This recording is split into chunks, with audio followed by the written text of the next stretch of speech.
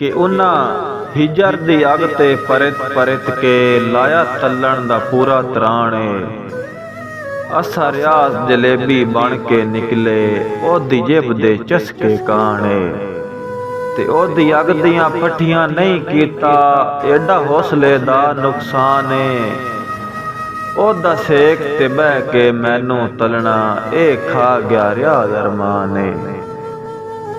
कि हर कोई होंदा ही वसदियां दा केड़ी जिंदगी उजड़ गया दी। मकसूम जिन्हां दे नेक होवण होंदा रब भी तरफ उन्हां दी।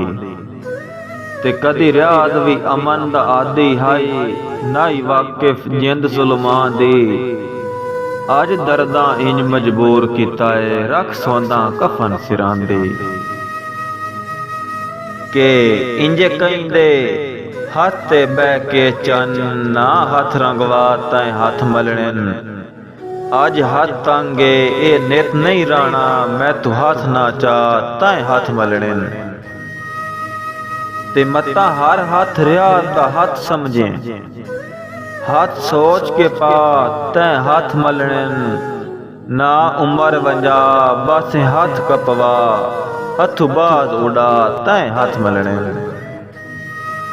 कि ए पहले वक्त सोचण दा हुण इस हालत विच हट नहीं। जेड़ा आखे चा मैं कहीं चू नहीं ओदे नाल रखींदा वट नहीं।